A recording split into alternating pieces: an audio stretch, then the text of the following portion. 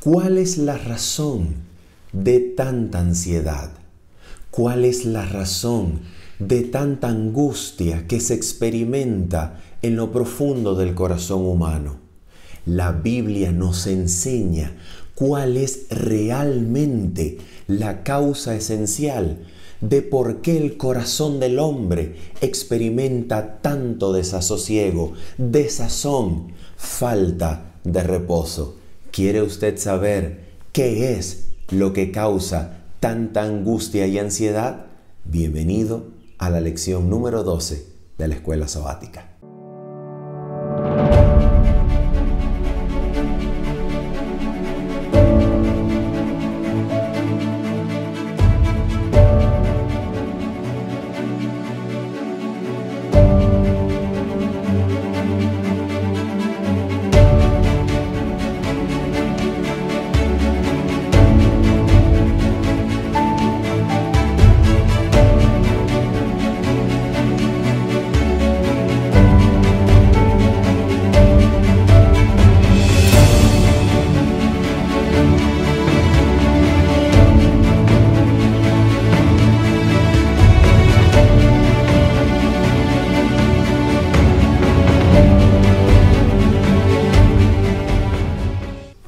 Mis queridos amigos y hermanos, sean todos bienvenidos en el nombre de nuestro Señor Jesucristo a este nuevo comentario de la lección de la Escuela Sabática, que en esta ocasión nos regala la preciosa oportunidad de investigar en las Sagradas Escrituras, a ver lo que ellas nos dicen acerca de la causa esencial, la causa real, de la angustia, del desazón, de la falta de reposo que se experimenta en lo profundo del corazón humano, cosa que nosotros los creyentes debemos ser conscientes de ello. Debemos saber nosotros, como creyentes en Jesucristo, qué es lo que puede causar que el corazón se sienta intranquilo, que el corazón sienta esa sensación, sentimiento de desasosiego, de falta de reposo, en donde todo lo que hay no se parece en nada a la paz que el Señor Jesucristo quiere darnos. ¿Cuál es la causa de ese sentimiento? ¿Cuál es la causa de esa desazón? El día de hoy, en el nombre del Señor Jesucristo, intentaremos ver lo que la Biblia nos enseña en relación con eso.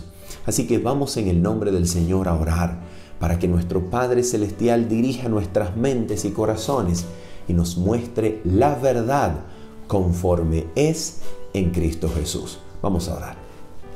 Nuestro Padre Celestial, nuestro Señor bondadoso, bueno Padre, en el nombre de Jesucristo, nosotros hoy queremos venir delante de tu presencia, en el nombre de Jesús, y solicitarte en santa audiencia, Señor, que nos concedas el don de tu Santo Espíritu, para que podamos ver la verdad conforme es en Cristo Jesús.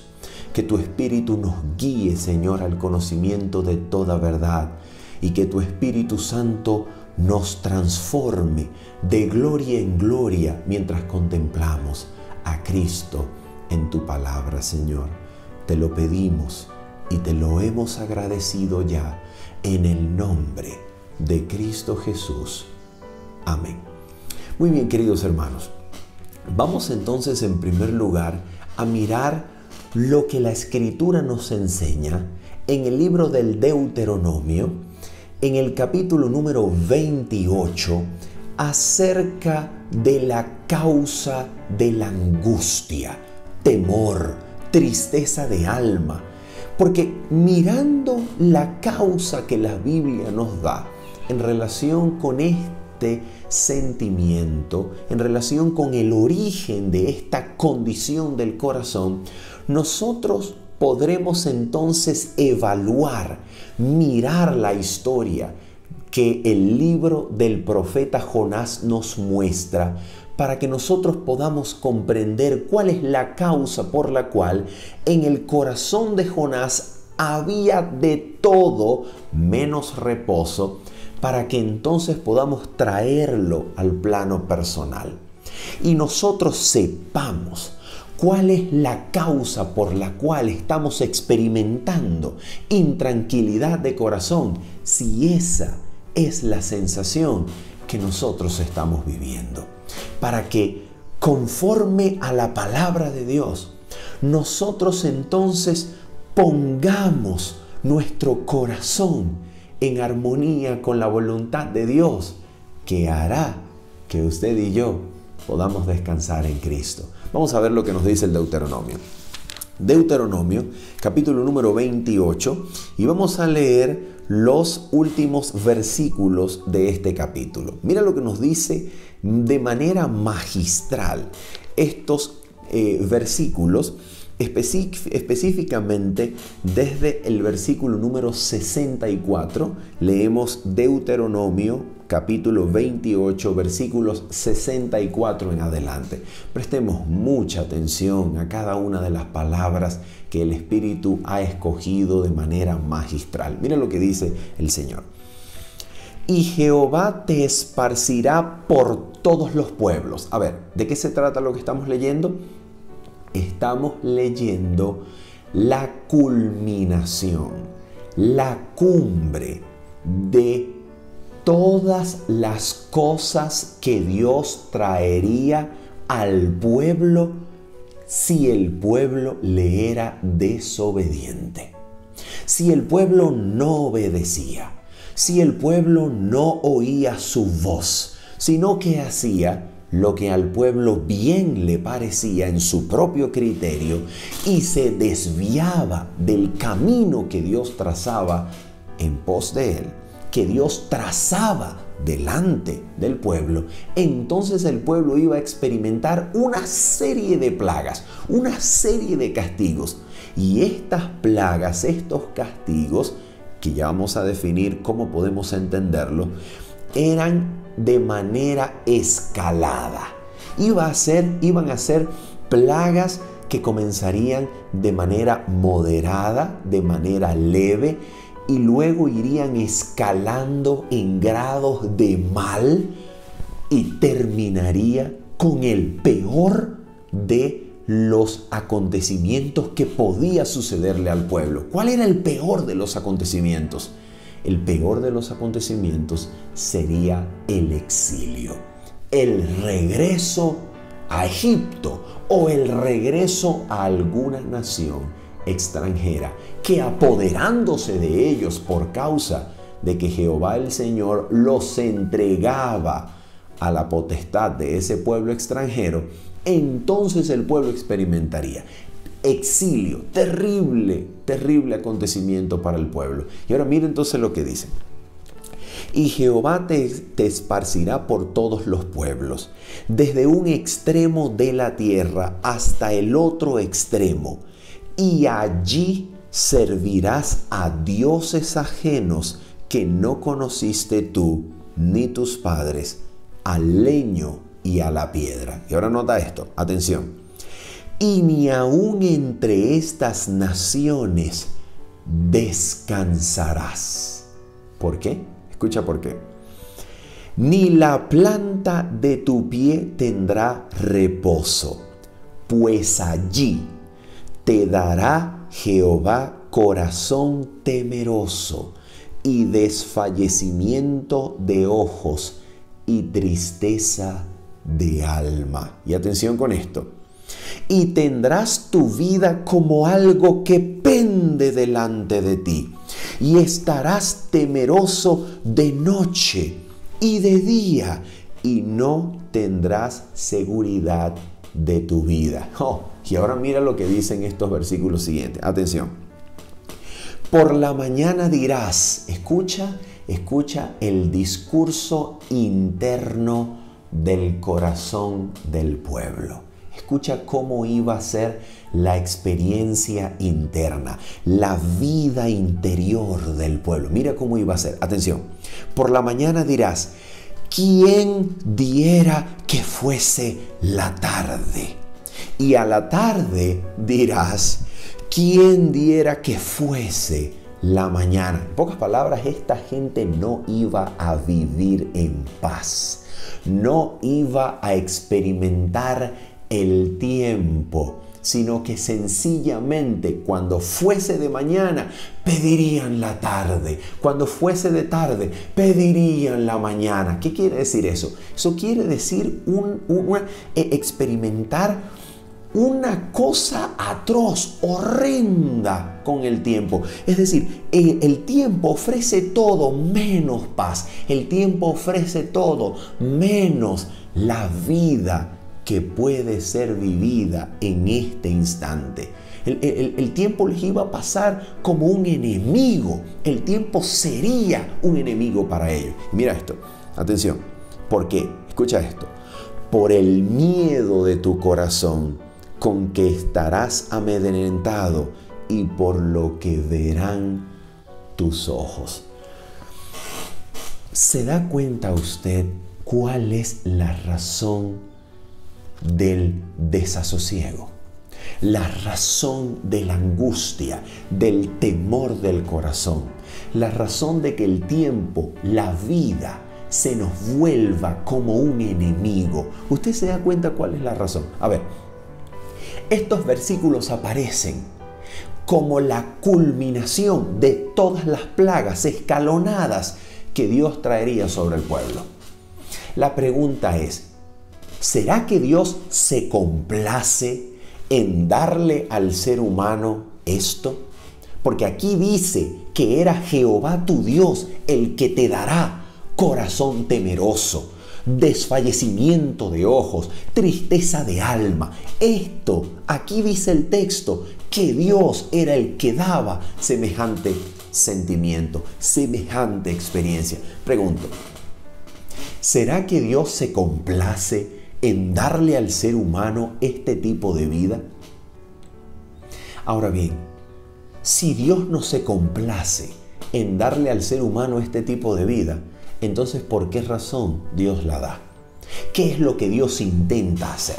¿Qué es lo que la Escritura nos está intentando enseñar en relación con este sentimiento, con este desfallecimiento de ojos y tristeza de alma? ¿Qué es lo que la Escritura nos está queriendo enseñar? Mira, la Escritura nos enseña que Dios se opone al camino de los impíos. La Escritura nos enseña que Dios no permite que el impío en su camino encuentre paz. ¿Por qué razón Dios no permite que en la impiedad del hombre el ser humano halle la paz? ¿Por qué razón? ¿Por qué razón Dios sale al encuentro del hombre que va a la perdición? ¿Por qué razón Dios se le opone, dándole todos estos sentimientos de tristeza, de angustia, de falta de paz, de falta de reposo? ¿Por qué razón Dios le da esto al hombre que va en camino de mal? ¿Por qué razón? Mira, esto es exactamente lo que le sucedía a los profetas. Es exactamente lo que Dios hizo, por ejemplo, con el profeta Balaán. ¿Recuerdas? Esto es lo que Dios va a hacer con Jonás. Esto es lo que Dios hizo con el apóstol Pablo cuando aún era Saulo de Tarso. ¿Qué es lo que Dios hace? Mira, Dios pone aguijones, Dios pone impedimentos, obstáculos en el camino que va a la perdición. ¿Para qué? Para que el ser humano no se pierda, para que el hombre no se extravíe por completo. Cuando el pie del hombre toma la dirección equivocada, Dios le sale al encuentro para oponérsele. ¿Para qué? Para que el hombre rectifique su camino, para que el hombre pueda enderezar sus sendas y volverse a Jehová Dios que da la vida. Lo que Dios hace, mira, lo que Dios hace es de manera anticipada, darle al hombre que va en el camino a la perdición las angustias de la muerte. Dios se las da poco a poco, paso a paso y de manera escalonada. ¿Para qué? Precisamente para impedirle la muerte, precisamente para impedirle la perdición. En pocas palabras, las plagas que Dios anuncia en Deuteronomio 28, que finalizan con esta sensación del corazón del hombre, son plagas que provienen de un corazón amante, misericordioso, maravillosamente lleno de gracia, que se le opone al hombre que va a la perdición para impedir que se pierda. En otras palabras, así como Dios le salió al encuentro a Saulo de Tarso, diciéndole: Saulo, Saulo, dura cosa te es dar coces contra el aguijón, para decirle al profeta, al apóstol y a todo aquel que se aparte del camino del bien, que si seguimos por esa ruta, la muerte será segura, la perdición será nuestra recompensa.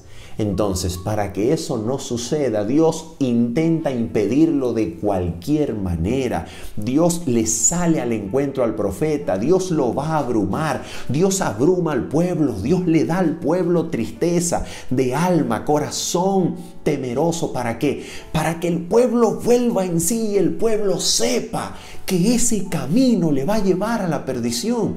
Y entonces el pueblo se vuelva a Jehová y Dios entonces pueda hallar nuevamente comunión con esa alma que estaba en vías de perdición. De eso se trata. Así que lo que Dios hace por su pueblo, lo que Dios hará con el profeta, no es un castigo en el sentido de que Dios se complace con hacerle mal al hombre que se porta mal. No, Dios le pone obstáculos en el camino para evitar que siga caminando por senda de perdición. De eso se trata. Dios es tan bueno y maravilloso que nos sale al encuentro, se nos opone cuando estamos haciendo algo que nos llevará al camino de muerte. Y de eso se trata el amor de Dios. Entonces, nota esto. Esto que estamos leyendo, vamos a compararlo con Isaías capítulo número 57, por favor.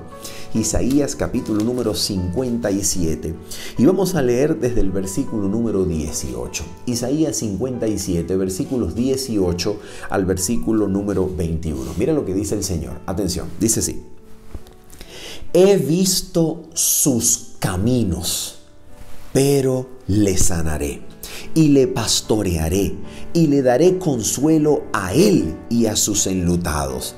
Produciré fruto de labios. Mira, alabanza de labios. Produciré fruto de labios. Paz, paz al que está lejos y al cercano, dijo Jehová, y lo sanaré. Versículo número 20. Atención con este versículo. Pero los impíos son como el mar en tempestad. Nota esto. Los impíos son como el mar en tempestad, que no puede estarse quieto, y sus aguas arrojan cieno y lodo. ¿Te das cuenta? La vida interior, el corazón, la mente de los impíos es como un mar que está en tempestad. Oh, hablando de mares, vamos a hablar del profeta Jonás. Y mira cómo termina la cita. Dice: no hay paz, dijo mi Dios, para los impíos.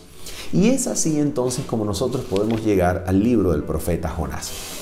En el libro del profeta Jonás habrá un mar que se levanta en tempestad. Un mar terrible, impetuoso, que va entonces a significar lo que experimenta el corazón del hombre. Ese mar que no puede estarse quieto, que se levanta en tempestad, es el interior del profeta que no haya reposo. que no haya descanso. Y la pregunta es, ¿por qué razón el profeta no puede hallar reposo? ¿Cuál es la razón por la cual el profeta no encuentra la paz? ¿Cuál es la razón por la cual la vida del profeta es como un mar en tempestad? ¿Cuál es la razón? Vamos a ver lo que dice el versículo número 3. ¿Qué era lo que Dios le había dicho a Jonás? Dios le había dicho a Jonás, levántate y ve a Nínive. ¿Y qué es lo que el profeta hizo? Mira lo que el profeta hace. Y Jonás, versículo 3 del capítulo número 1. Y Jonás se levantó para huir de la presencia de Jehová a Tarsis. Yo le hago una pregunta. ¿Es posible huir de la presencia de Dios? ¿Será que Jonás sabe por medio de la inspiración del Espíritu Santo lo que dice la verdad, por ejemplo, del Salmo 139? Si yo huyera, si yo me escondiera, si fuese a lo profundo o a las alturas, allí estás tú. ¿Será que el profeta Jonás no conoce que Dios es omnipresente, presente en todo lugar? ¿Será que Jonás no conoce eso? Claro que lo conoce. La pregunta es, ¿de qué es lo que está intentando huir Jonás? Jonás huye de la encomienda de la palabra. La palabra de Dios trae la presencia de Dios. Y eso es exactamente lo que nos enseña, por ejemplo, Hebreos 4, versículos 12 y 13. Vamos a leerlo para repasar este punto. Hebreos capítulo 4, por ejemplo, versículos 12 y 13. Mira lo que nos dice este precioso pasaje en relación con la presencia de Dios y su palabra. Mira esto. Dice así: porque la palabra de Dios es viva y eficaz, y más cortante que toda espada de dos filos, y penetra hasta partir el alma y el espíritu, las coyunturas y los tuétanos, y discierne los pensamientos y las intenciones del corazón. Pregunto, ¿cuál es hasta este momento el sujeto de todos los verbos que aparecen en el versículo número 12? La palabra de Dios. Ahora mira el versículo 13. Dice así: y no hay cosa creada que no sea manifiesta en su presencia. En concordancia, en armonía con el versículo 11, ¿cuál es el sujeto de esos verbos? Cuando dice el texto, y no hay cosa creada que no sea manifiesta en su presencia. Pregunto, ¿de quién está hablando el texto todavía? De la palabra de Dios. Ahora mira cómo continúa el versículo 13. Antes bien, todas las cosas están desnudas y abiertas. ¿Ante quién? ¿Qué es lo que el lector esperaría leer? Ante la palabra, ¿cierto? Pero mira cómo termina el texto. A los ojos de aquel a quien tenemos que dar cuenta. Entonces, ¿te das cuenta que los ojos de Jehová el Señor y la palabra suya en estos dos versículos se identifican? Son exactamente lo mismo. Es decir, los ojos de la presencia de Dios y su palabra que sale para discernir los pensamientos y las intenciones del corazón del hombre, estas dos cosas son lo mismo. La presencia de Dios está en su palabra que discierne el corazón humano. ¿Te das cuenta? Estas dos cosas son lo mismo. Entonces, cuando Jonás intenta huir de la presencia de Dios, ¿de qué está huyendo en realidad? Está huyendo de la encomienda, del mandato, de la autoridad, del peso de la palabra de Dios sobre sus hombros. De eso está huyendo. Entonces, Jonás intenta hacer exactamente lo contrario a lo que la palabra dice. Y aquí está la causa de la ansiedad, aquí está la causa del temor, aquí está la causa de la falta de reposo. No demos tantas vueltas. La causa de tanta ansiedad, de la falta de reposo, de la intranquilidad de corazón, de la angustia, del temor, de lo que sea, como usted quiera llamarle, la causa es ¿qué cosa? La causa es no estar en armonía con la palabra del Creador. Hermanos, el ser humano es un ser creado. Si es un ser creado por el Dios que creó todas las cosas con el poder de su palabra, entonces no existe reposo, no hay felicidad, no hay paz para el hombre que, habiendo sido creado, viva no en armonía, en desarmonía. ¿Con qué? Con la palabra del Creador. Entonces, para que el hombre viva en armonía, para que el hombre viva en paz, para que el hombre viva en reposo, la mente, el corazón, la conciencia del hombre debe estar en armonía con la palabra que creó todas las cosas, porque la misma palabra que creó todas las cosas de este mundo físico es la misma palabra que ordena, que gobierna, que trae armonía, funcionamiento correcto, funcionamiento adecuado de todo lo que es la vida interna del hombre, su mente y corazón. Esa misma palabra que crea las cosas físicas del universo, crea la paz en el corazón del hombre cuando se recibe por la fe y se permite al Espíritu que sujeta todas las cosas por medio de esa palabra, se permite al Espíritu sujetar nuestro corazón a la autoridad de esa palabra. Cuando el corazón está sometido por el Espíritu al poder, a la dirección, a la autoridad de la palabra, se encuentra la paz, el reposo y el descanso del corazón. Así de sencillo, así de sencillo. Entonces, vamos a ver qué es lo que pasa con Jonás. Jonás entonces intenta huir de la encomienda de la palabra. ¿Y qué es lo que Dios hace? Mira, si hay algo que el libro de Jonás nos muestra, es que Dios está dispuesto a hacer cualquier cosa, para que el profeta o el hombre de Dios encuentre armonía entre su corazón y la palabra de Dios.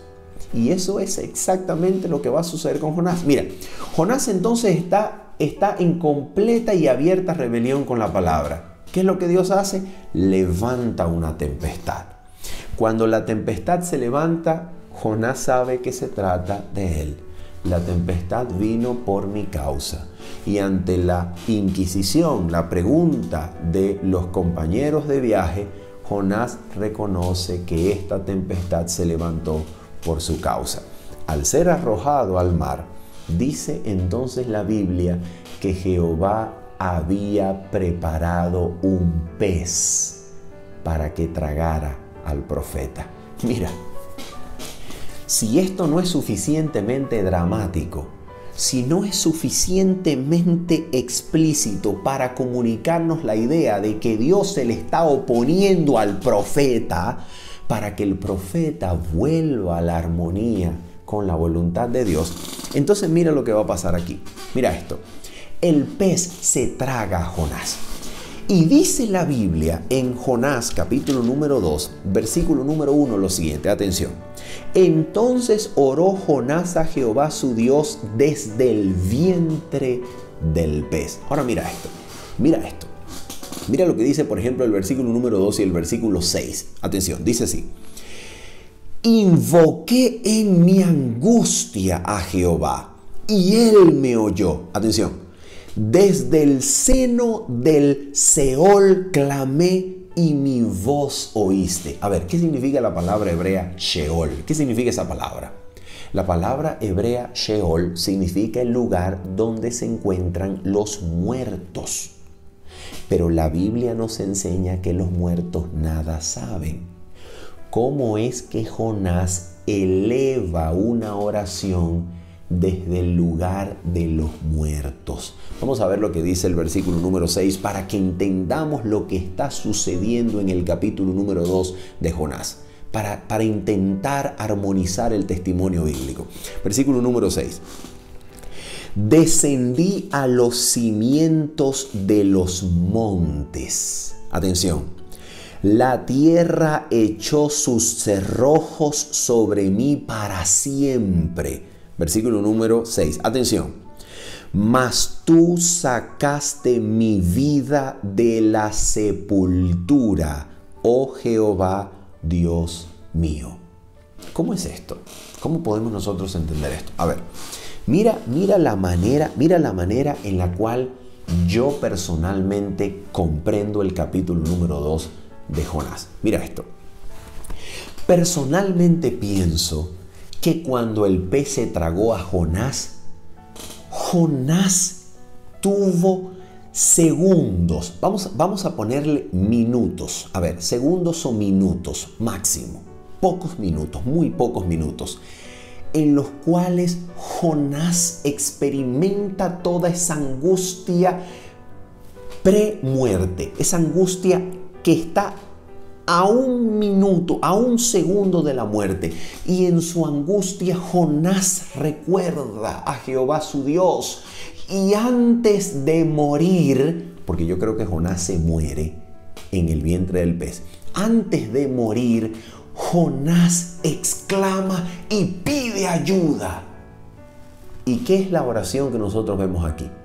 La oración que nosotros vemos aquí sería la oración instantánea que Jonás realiza y eleva a Dios. Atención, cuando Dios lo resucita antes de que el pez lo escupa, lo vomite a tierra.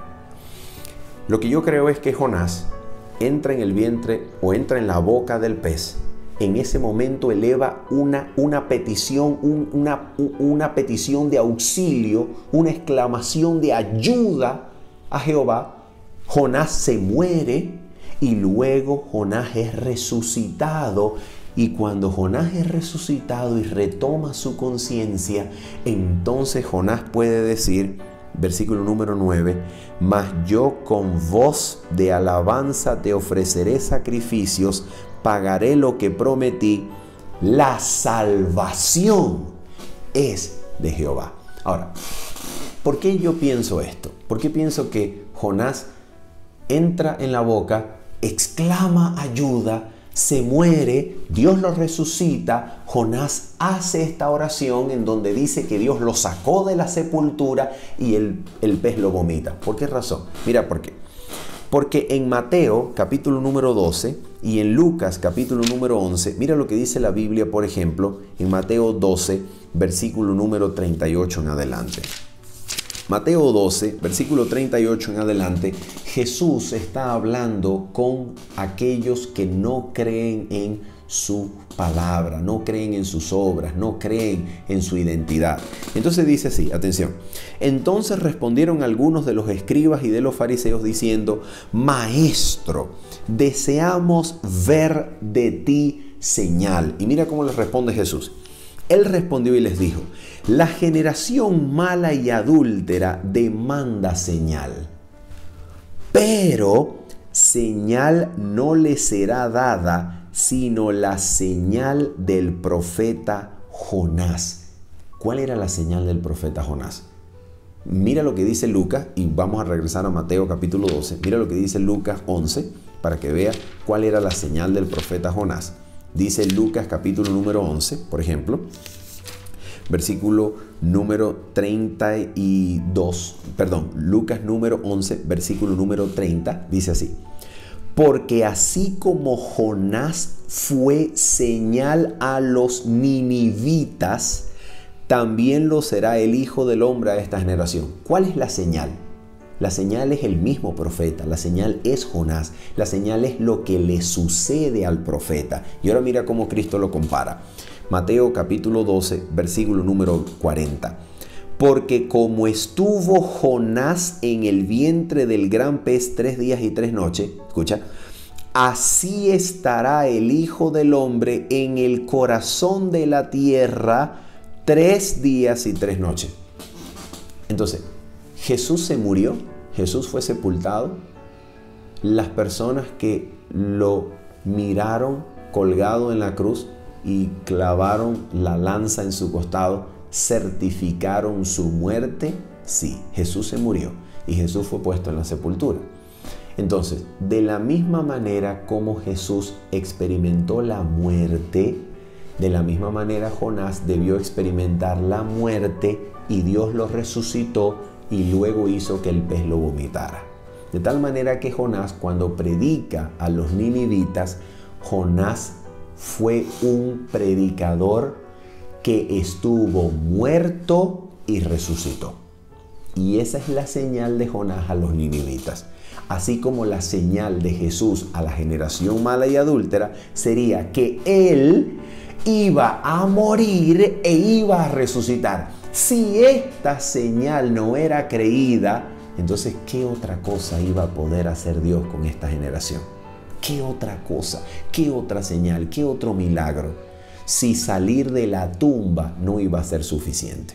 ¿Ve? Entonces, por esa razón, creo que así es la manera en la cual debería entenderse el capítulo número 2 de Jonás. Entonces, el libro entonces nos enseña que Jonás va a los ninivitas como un resucitado, como alguien que estuvo muerto y resucitó, va a los ninivitas y los ninivitas, al escuchar este testimonio, al escuchar esta advertencia de que el Señor destruiría la ciudad si el pueblo no se arrepentía, los ninivitas se convierten.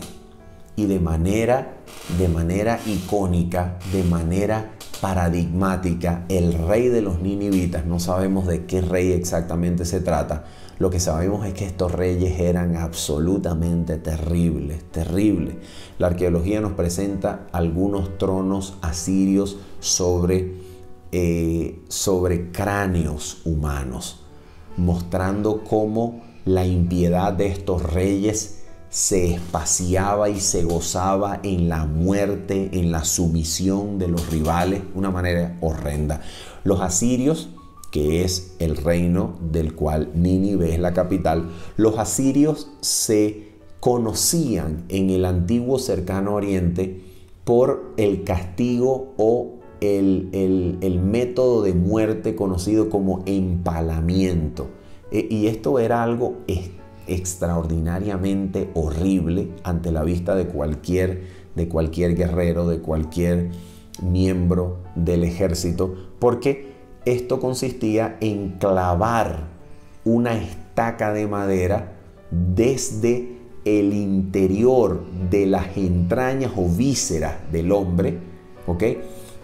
Pasando verticalmente, imagínense un eje vertical del ser humano, pasando el eje vertical del ser humano completo hasta que la vara le salía por el cráneo. Una cosa extraordinariamente malévola, impía, horrenda. Entonces, estos asirios que eran temidos, pero totalmente temidos en el antiguo cercano oriente, eran los que iban a ser los receptores del mensaje de Jonás. Entonces, Jonás, por un lado, probablemente teme por su vida, probablemente teme que lo vayan a matar, ¿ok? Probablemente teme que si se para delante de los asirios, principalmente de su rey, y este mensaje llegaba a oídos del rey, probablemente este profeta lo iban a matar, lo iban a empalar, probablemente. Esto es una de las cosas que probablemente hizo que Jonás se diera a la fuga, porque temía por su vida. Pero otra de las cosas que vamos a ver a continuación es que el profeta temía por su reputación. El profeta temía que sus palabras fuesen encontradas mentirosas. ¿Por qué? Porque después de todo, después del arrepentimiento en silicio y ceniza que experimentan los ninivitas, incluyendo el rey de los asirios, después de todo esto, dice la Escritura que Jehová el Señor desiste del mal que había pensado hacerle. Y esto es muy, pero muy importante teológicamente hablando. Porque mira, cuando tú lees Jonás, capítulo número 4, versículo número 1 y 2, te das cuenta de algo extraordinario que está diciendo la Biblia, pero que no es tan fácil de ver a primera vista. Mira, versículo 1 y 2 del capítulo 4 dice: pero Jonás se apesadumbró en extremo y se enojó. Versículo 2. Y oró a Jehová y dijo, atención, ahora, oh Jehová, ¿no es esto lo que yo decía estando aún en mi tierra? Por eso me apresuré a huir a Tarsis. Atención, atención.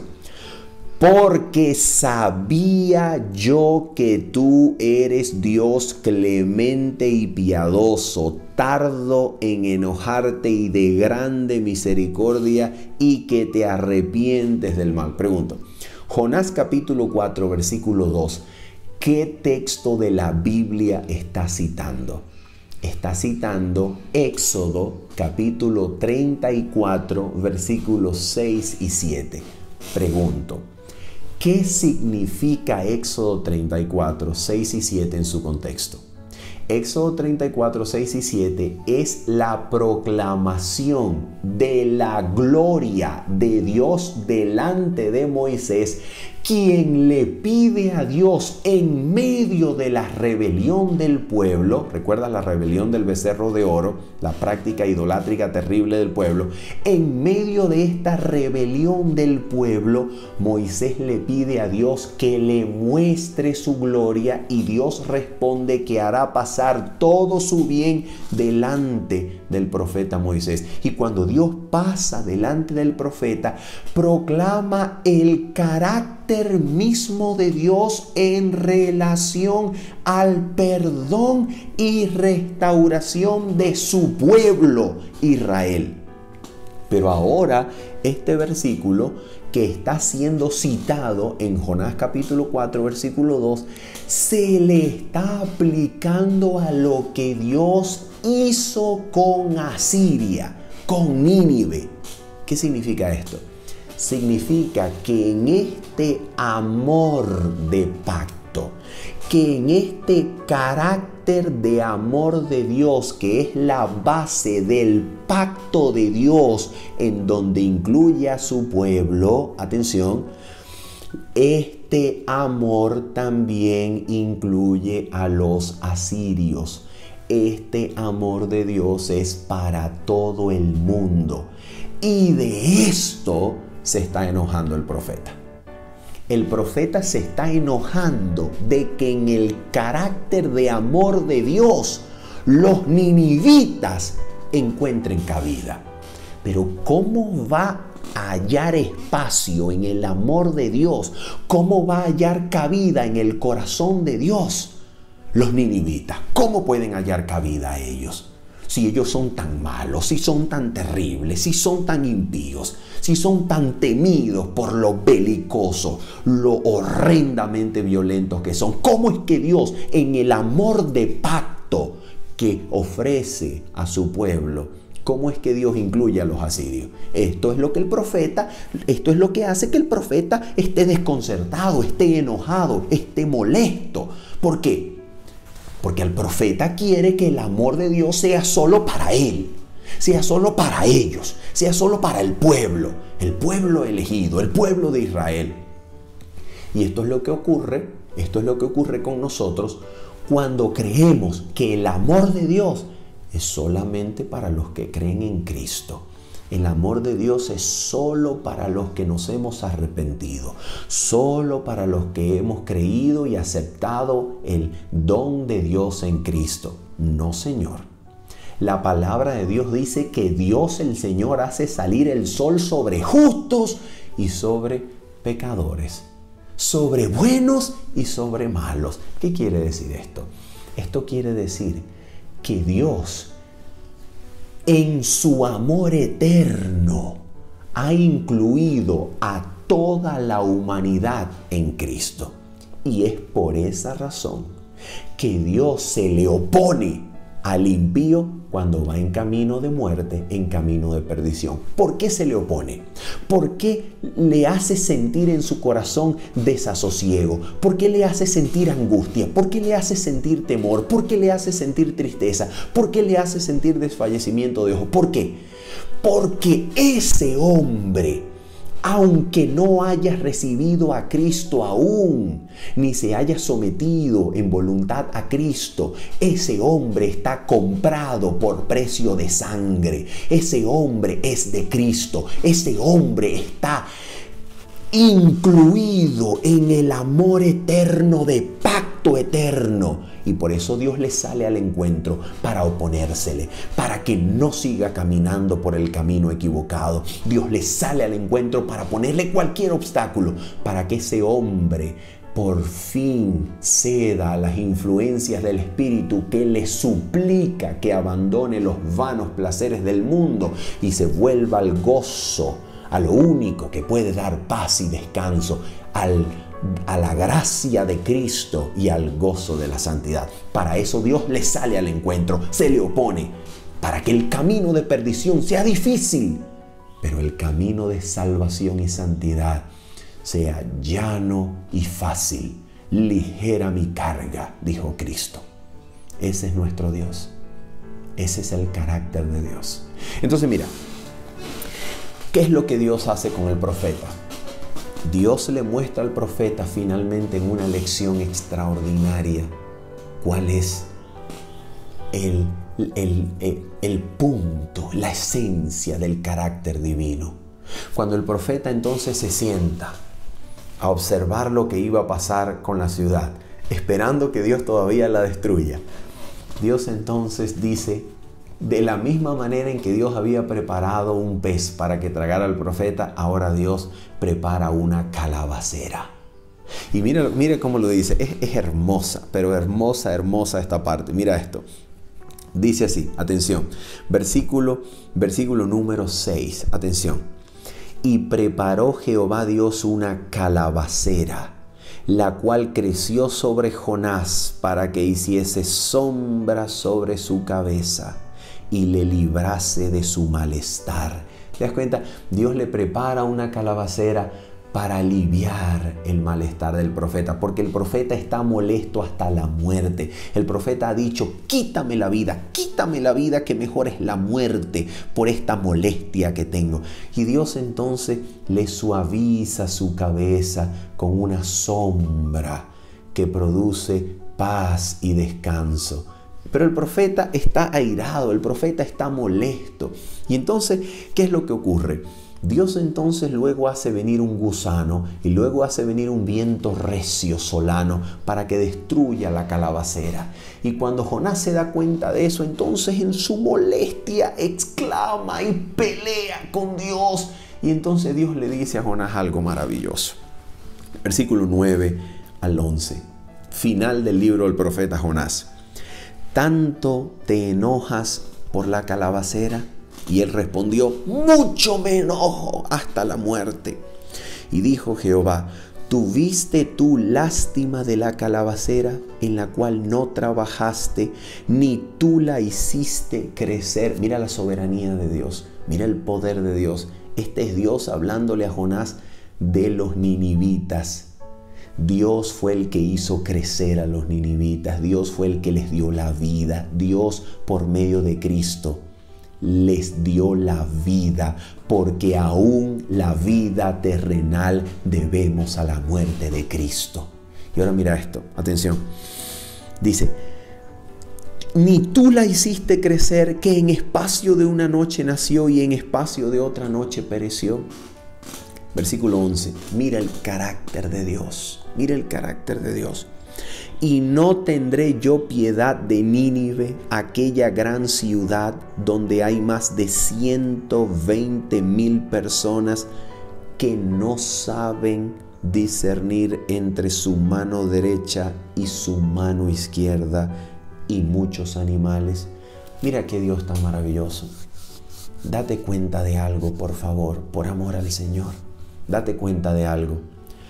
Dios no lleva a juicio a una persona o a un grupo de personas sin antes alumbrarlos con la luz de Cristo, con la manifestación del carácter de amor del Padre Celestial por medio de Cristo, que amorosamente advierte que amorosamente amonesta, que amorosamente nos sale al encuentro y se nos opone para que nuestros pies no caminen seguidamente en camino de perdición, sino que podamos volvernos al Dios de amor eterno.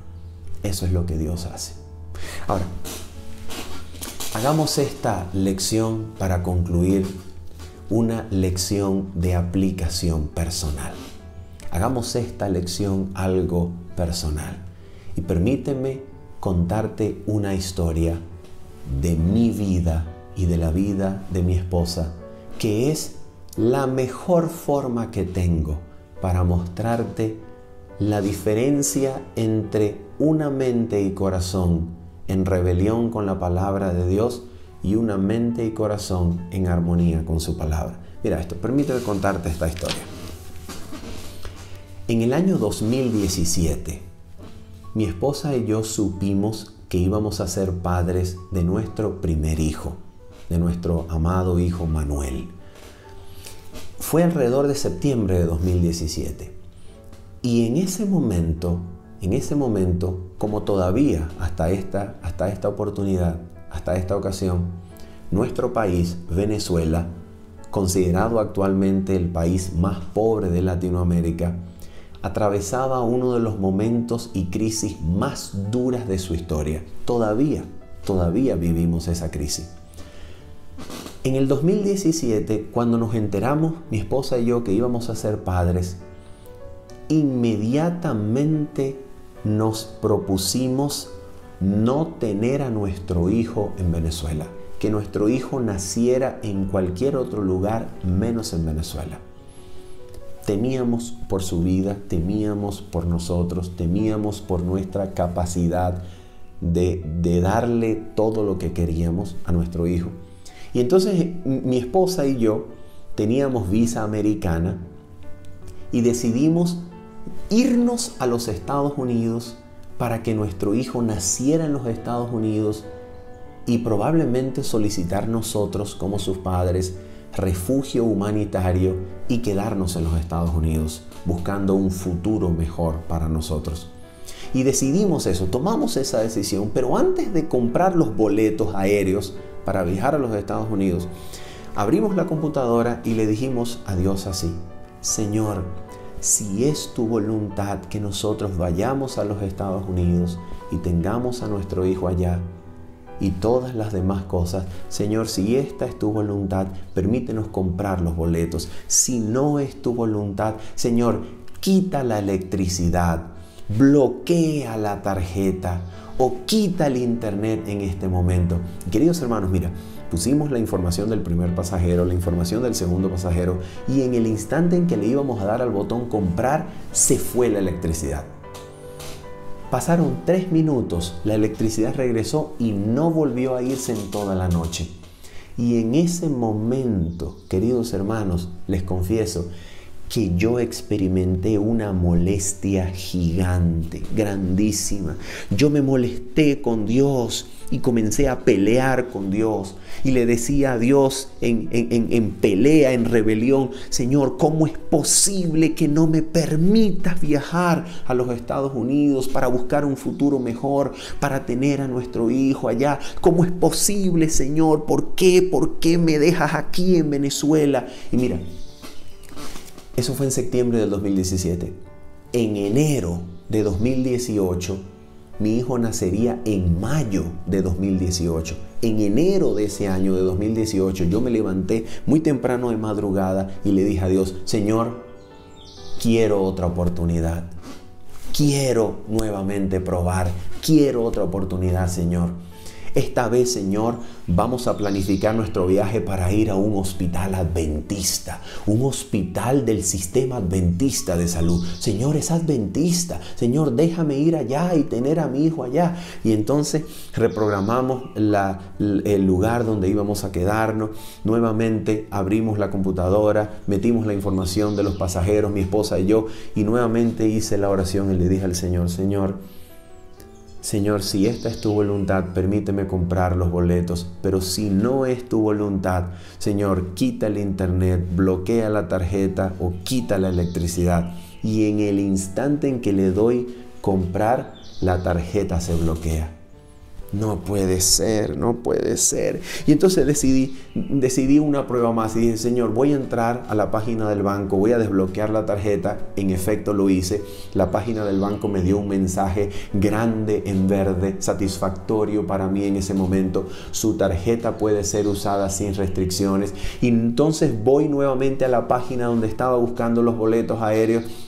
Y le doy nuevamente comprar y ahora la tarjeta ya no se bloquea, sino que ahora el dinero es descontado de la cuenta y vuelto a acreditar 2 veces esa operación. Entonces yo en ese momento cerré la computadora molesto y dije, no puede ser, ¿por qué no me permites? ¿Por qué no me permites irme de Venezuela? ¿Por qué no me permites irme a los Estados Unidos y tener un futuro mejor y tener a mis hijos allá? ¿Por qué? 2 días después apareció un pasaje a mitad de precio, cosa que hacía maravilloso la oportunidad de ir y volver ir a los Estados Unidos.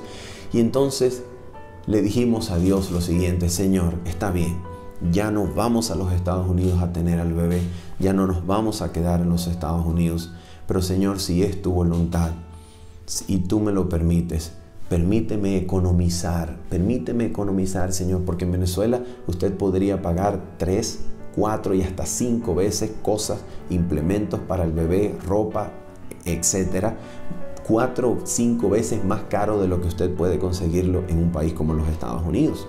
Y entonces decidimos entonces con mi esposa decirle a Dios: Señor, está bien, ya no vamos a Estados Unidos a tener al bebé, ya no nos vamos a quedar, pero permítenos ir y comprar algunas cosas para nuestro hijo y regresar a Venezuela.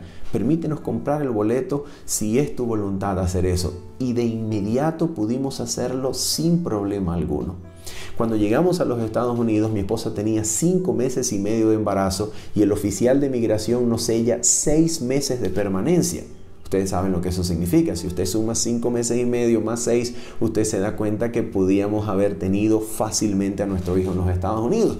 Y todo el mundo que sabía eso comenzó a decirnos eso: quédense, tengan a su hijo aquí le buscamos esto, aquí no tienen que pagar, los ayudamos con todo. Nos llamó un amigo de la familia, médico, practicante en los Estados Unidos, y nos dijo: vénganse para la casa, aquí tienen todo, aquí le damos carro, le damos casa, le damos comida, tenemos al niño en nuestro hogar, aquí va a ser todo, no les va a hacer falta nada. Y entonces comenzamos nosotros a ser tentados y nuevamente comenzamos a entrar en angustia y no sabíamos qué hacer, y la incertidumbre tomó nuestro corazón y teníamos miedo, teníamos angustia, no sabíamos qué hacer. Hasta que mi esposa y yo, faltando 2 días antes de que se cumpliese el plazo del boleto de regreso a Venezuela, mi esposa y yo nos arrodillamos y le dijimos a Dios: Señor, tenemos todas las razones humanas para quedarnos en este país. Todas las razones, Señor. Pero si tú nos das una sola razón que tenga peso para la eternidad, nosotros te vamos a obedecer. Y entonces en ese momento mi esposa siente en la oración: versículo del día. Esa frase, versículo del día. Y el versículo del día era Juan 14. Y leímos todo el capítulo. Y mira cómo termina el capítulo 14 de Juan. Capítulo 14 de Juan, versículo número 31. Mira cómo termina. Le estábamos pidiendo a Dios qué hacer y le dijimos a Dios: háblanos por tu palabra, queremos oírte en tu palabra. Si nos das en tu palabra una sola razón de peso eterno para regresar a Venezuela, te vamos a obedecer. Y míralo cómo termina Juan 14:31. Termina diciendo así: para que el mundo conozca que amo al Padre, y como el Padre me mandó, así hago. Levantaos, vamos de aquí. Cuando leímos eso, que el Señor nos decía: levántense, vámonos de aquí, la paz, el descanso volvió al corazón.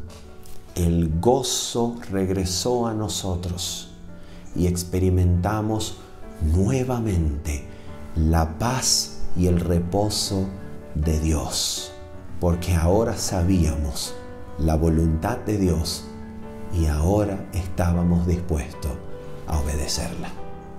Así que cuando llegamos a Venezuela, todavía cuando venía en el avión, miraba por la ventanilla y todavía peleaba con Dios. ¿Por qué nos trajiste a Venezuela?